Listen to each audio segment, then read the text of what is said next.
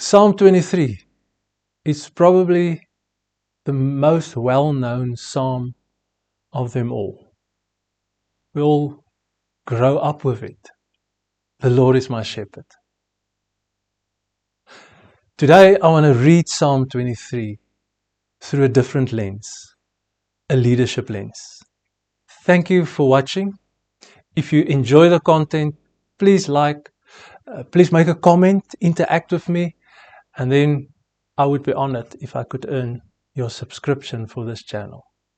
So it was while I was busy preparing for a funeral a few years ago, and the family asked me if I would be so kind as to preach from this specific psalm, Psalm 23. And I thought to myself, I've read this psalm so many times.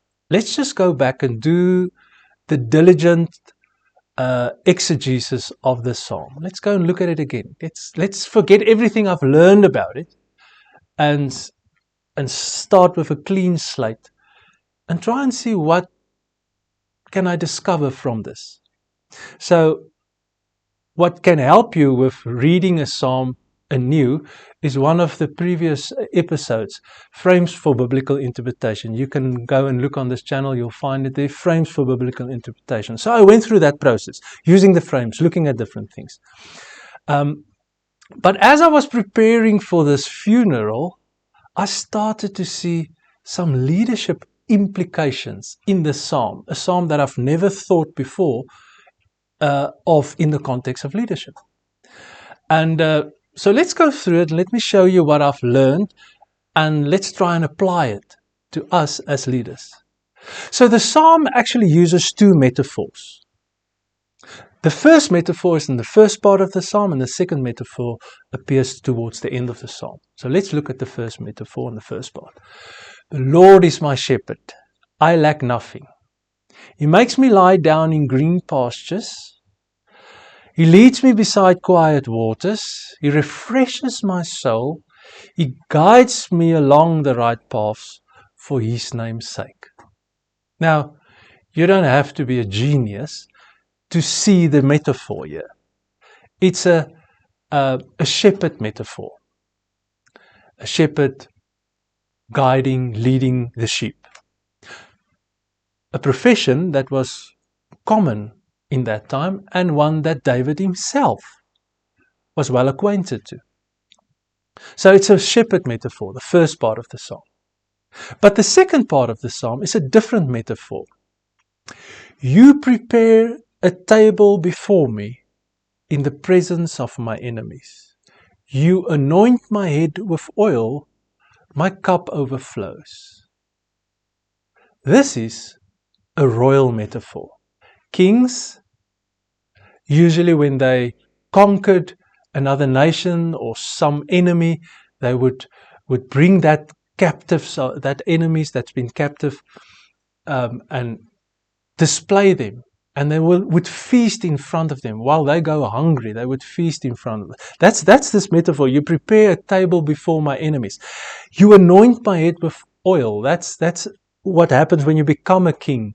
You get anointed, your head gets anointed with oil. And surely goodness and love will follow me all the days of my life, and I will dwell in the house of the Lord forever. So the second one is a royal metaphor. And it was when I discovered that this leadership truth just, it just popped out of this piece of scripture. And it's the following. If you want to be a king, like David is, prepare a table before my enemies, anoint my head with oil, surely goodness and mercy. If you want to be a king, you must learn to be a sheep. That's not the leadership lesson you probably wanted to learn today. But you must learn to be a sheep. And it so resonates with Stephen Covey when he speaks in 7 Habits of Highly Effective People. One of the habits he lists is the following. Private victory precedes public victory.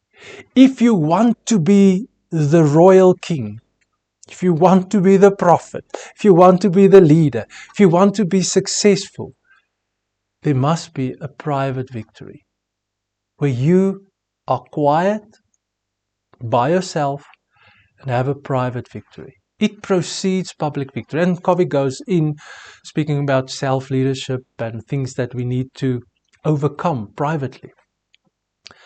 Because as leaders, we must draw our energy from somewhere to lead. And again, this is the importance, the soul-keeping part of this. And I also want to refer you back to one of the episodes on this channel where I dedicated 3 episodes on the subject of soul-keeping. Go and watch that. It's very helpful. If you want to be successful publicly, you must look towards your private life.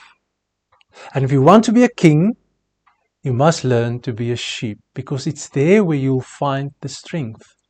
So what does the sheep do in this psalm? Firstly, this sheep acknowledges the Lord is my shepherd. Nothing else. The Lord. That's part of our public victory. If we can just acknowledge it's not us, it's the Lord. Secondly, this sheep discovers contentment. The psalm says, I lack nothing. That's contentment. We so often, we're never happy with what we have. And because we are discontent, we chase after the wrong dreams, the wrong ambitions, and we end up tired and depleted, and we can't have that public victory. In your private life, there must be this contentment. I have enough, and God is El Shaddai. He's more than enough for me. But another thing that the sheep also does is it rests. You make me lie down. If you want to have public victory, you must have times of rest. You must find quiet places, because He leads me beside still waters. The importance of solitude and silence in the life of a leader. Because out there in the public domain, in public life, there's a lot of voices. There's a lot of cameras. There's a lot of demands. There's a lot of stages. There's a lot of decisions, meetings, stuff that you need to attend to. And you can only do that if you have time of solitude and silence. Do you have that as a leader? If not, that's a problem. Your public exposure will only be this big. That your capacity to lead as a leader will only be this big. But if you have time of solitude, time of silence, He leads me beside still waters. And then He restores my soul. This is what happens when you're a sheep. He restores your soul. Again, I want to refer back to the soul-keeping episodes. Go and watch that. Where God can make you whole again. Where He can put your life together again. You know, when we're out there in the public space, we usually run at 120 kilometers, 140 kilometers an hour, attending to all the responsibilities. That's part of leadership. We cannot hide away from that. That's part of it. That's the royal metaphor. That's the public life. That's the victory life, where you want to be victorious, where you want to be successful. But you can only be successful there if you go through this process of being content in the Lord, allowing Him to give you rest, time of solitude, for Him to restore your soul, and then because He will lead you on the right path. It's in your solitude and in your silence, it's in your time as being a sheep, where you will find that direction, because He leads me in the right direction. So that's a lot of things that you find in that first 2-3 verses. And maybe I want to put this up on screen. You lead out of the sustenance you receive from being a sheep following your shepherd. I want to say it again. You lead out of the sustenance you receive from being a sheep following your shepherd. A lot of leaders don't do this. They don't take time to be a sheep. Now, Peter Scazzero wrote a book, The Emotionally Unhealthy Leader. Or is it no, the emotionally healthy leader? But he actually lists 4 things that characterizes the unhealthy leader. And I want to put that up on screen for you to look at. Firstly, they've got a low self-awareness. Unhealthy leaders are totally unaware of what is going on beneath the surface. And let me tell you this, it's like an iceberg. The things beneath the surface are a lot more than that on top of the surface. And the things beneath the surface definitely influences your public life. And it's when you are a sheep, and in that time where you can look and become aware of the things that's not right, the things that's out of sync in your life. But unhealthy leaders, they've got a low self-awareness. Unhealthy leaders, they prioritize ministry over meaningful relationships. We're so busy doing ministry that we don't have a meaningful relationship with our friends, with our spouses, with the Lord, with our mentors.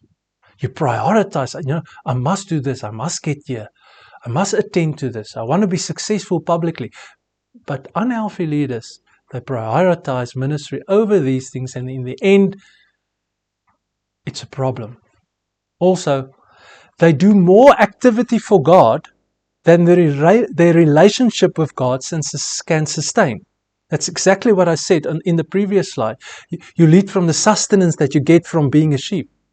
Sometimes we do more activity for God, the public part of our leadership, that we don't spend enough time with the Lord. So it cannot sustain that output that we give outside there. And then Scazzero says the following, that unhealthy leaders lack a work-Sabbath rhythm. The rhythm between the public and the private life. The king and the sheep. The working and the running and the doing things and the rest and becoming whole again. But there's something else I want to end off when you look at this psalm through a leadership lens, and maybe it's for some leaders specifically today. There's one verse that I didn't read, and that's the verse in the middle. Even though I walk through the darkest valley, I will fear no evil, for you are with me, your rod and your staff, they comfort me. When this psalm starts, verse 1 and 2, it says, the Lord is my shepherd. He leads me. He restores. He guides me. So this is third person. I is first person, second person is you, third person is he or she. So when the psalm starts and you look at the text, he refers to the Lord in the third person, a bit farther away, a bit further away.